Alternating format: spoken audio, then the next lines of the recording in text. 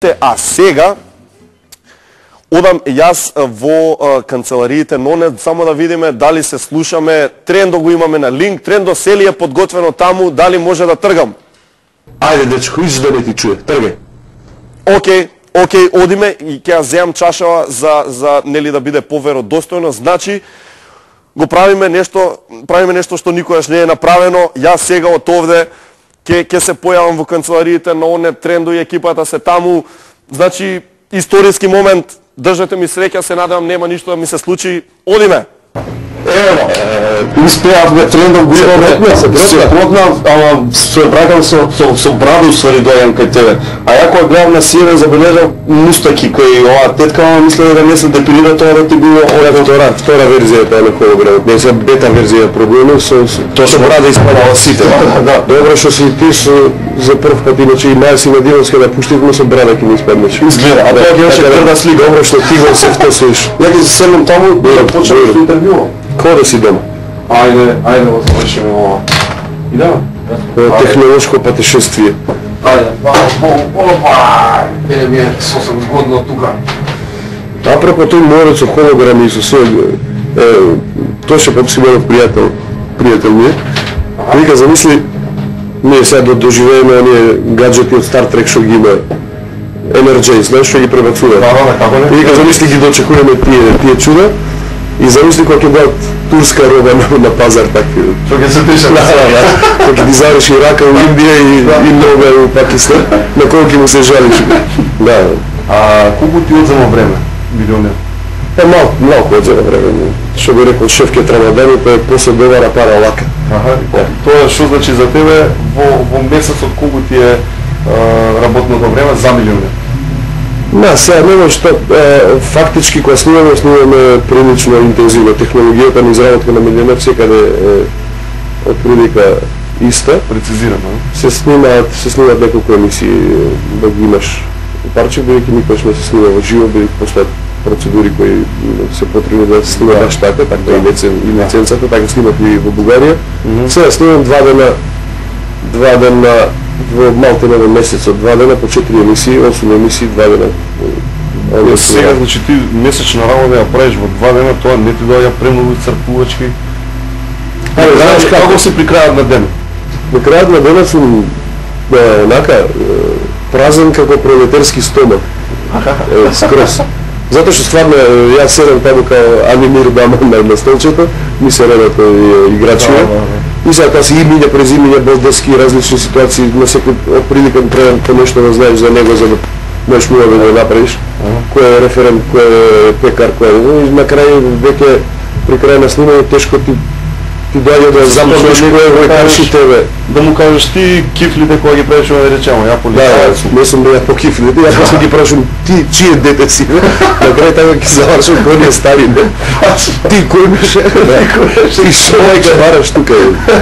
Значи знаат да бидат напорни снимањата, но тоа не ти е главната преокупација, ми се чини главна преокупација ти е се уште после долги години онне. Глупо е да се жалиш и генерално и на милионер, не е стварно... Јасно да не да се... Глупо е ние, било кој од наша фен што се појави на телевизија, да се жали бидејќи има избор, ако ти е пренапорно, тргни се од таму, па иди купај бавча ако ти е болесно, така да не сватат луѓе дека нешто го ние сега кукаме, така тоа. Во онне колку време си? Мислам колку време? 100 години сум во онне, што значи... 8 години, да, јас сум од почеток во онне тука. Па бевме четворица, луѓе. Се уште не иста функција? Сега сме... Па не, кога си четворица, тоа немаш функција, тоа секој се прави. Сега имаме прилично така стабилна голема фирма, 120 и кусур луѓеце. Јас сум од почеток тука и филм 8 години, веројатно најубавите деловни 8 години ги проведов во Онет, затоа што прво заедно со овие други да сме правили фирмата и така натаму. Фирмата била добра, сум работа тоа што го сакам, не сум имал некакви глупости, иначе ја по мои некакви младорчки предпоставки ја не можех поише од 2 години да останам негде, ама овде видиш што оди... Како тоа објаснуваш, да речеме, со иста енергија работиш на почеток пред 8 години и сега? Да, за чудо да, затоа што викам, не ми е работата, не знам, дојди у 8 па иди си у 4 па иди како иде тоа. Да речеме пред толку многу години и сега, што разлика гледаш во актуелностите, во поп културата, во мејнстримот наш македонски, каков таков? Али Македонија за жал станува досадна земја. Ние имавме период кога беше, нели, исто се живееше ружно, али бар беше каубојски ружно. Сега станува малку префонирантски за мој вкус естрада, се беше веќе збориме за овие за масовниве појави на контаминација. Ние, например, имав среќа да дојдеме во време кога не беше ништо регулирано, кога бев на телевизија, па можевме со многу да правиме Балкан Експрес. Тоа беше по-удрен нежелана прилика. Тоа беше, си го правихме меракот. Сега, веројатно, по прво не пуштил никој по телевизија. Затоа, по второ, веројатно не би имало интерес за тоа, затоа што сега малку, нели, културата е естрадизирана.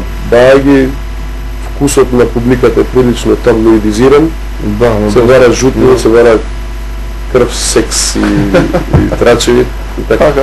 А и од страната, кажи ми, како се прави, колку луѓе работите на сето она што излегува, кој е твојот дел што во тоа, значи ние визуелно што го гледаме како готов производ кога ќе искуцаме од МК, што работиш ти од тоа што го гледаме ние? Па немаме некој, онлет не е поделен на ќошиње, па ти го имаш таа бавче, а имаме оваа бавче. Од прилика, онлет како страна почна затоа што ја не знам друго да работам. Ја за технички сум прилично труп. Немам појма програмирање, немам појма ништо. Јас знам да пишувам. Јас влегов во онлет со идеја да си правам сајт. И тој сајт работеше првите 6 години од прилика како one-man army. Ја бев комплетно од АБШ, секоја точка, запирка, наслов, клип, слика, зезелица, бла, се беше тако блок беше.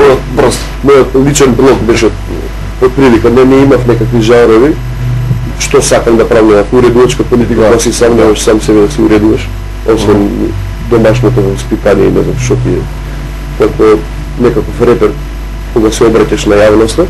И потоа тој сајтот стана прилично тиражен, вака медиумски релевантен. Беше глупо ако идем на 15 дена на одмор да нема ништо ново на сајт. Така да после земав уште еден дечко што ми се заменик, Јурут, супер еден дечко што онака можеш да му довериш полни работи, и уште една девојка Анета, и они двајца работат заедно со мене. Ја ги правам овие по-шкатливите зезалици, македонштина, таквите клипчиња, будалашти. Да, малите форми кои што не треба многу труд, а треба вака малку да... Ама со една реченица се каже... Да, така. Инаку добар, огромен дел од работата, они двајца средуваат без некакви колегиуми, без ништо. Јас со тоа изборот на телевизија, колегиуми, новинари, ти ќе бркаш тоа, ти ќе бркаш